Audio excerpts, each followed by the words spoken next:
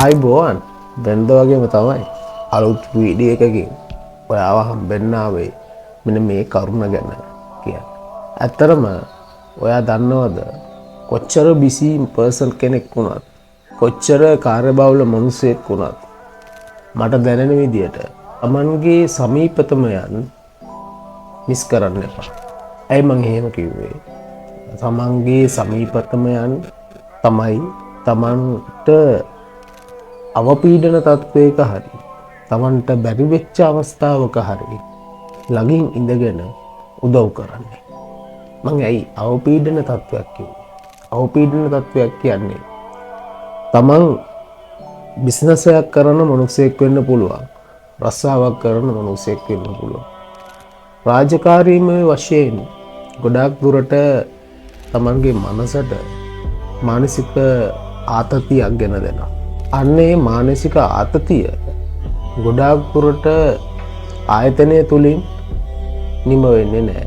සමනයකට පත් වෙන්නේ නැහැ. ගොඩාක් දුරට මේ මානසික ආතතිය gedara ඇවිල්ලා තමන්ගේ සමීපතමයන් එක්ක තමයි තමන්ගේ මානසික ආතතිය විඩාව මහන්සිය නිවාගන්නේ. ඉතින් මේ මිනිස්සෙක් එක්ක කතා කරන එක වටින්නේ නැද්ද? මම හිතනවා ඒක වටිනවා කියලා. මොකද තමන්ගේ මනසට ඒක සහනයක්.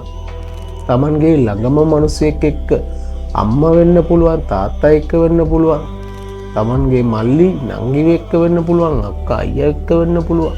සමහරක් වෙලාවට පෙම්වතිය හරහා වෙන්න පුළුවන්, පෙම්වතා හරහා වෙන්න පුළුවන්.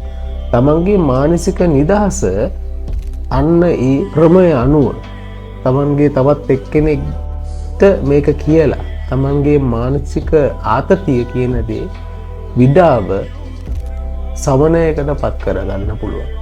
ඒ නිසා ඔයා කොච්චර කාර්යබහුල ජීවිතයක් ගත කරත් තමන්ගේ සමීපතමයන් ආශ්‍රය කරන්න පුරුදු වෙන්න.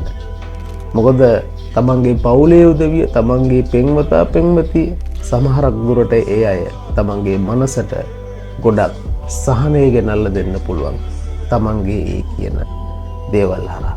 ඉතින් අමතක නොකර තමන් කොච්චර කාර්යබහුල ජීවිතයක් ගත කරත් තමන් අමතක කරන්න එපා තමන්ගේ පවුලේ අය, තමන්ගේ ආශ්‍රය කරන මිනිස්සු, සමීපතමයන්. ඒ අය තමයි ඔයාගේ ජීවිතයට ගොඩක්ම වටින චරිත වෙන්නේ. එහෙනම් ගොඩක් ස්තුතියි. එහෙනම් ඔයගලන්ට ජය වේවා.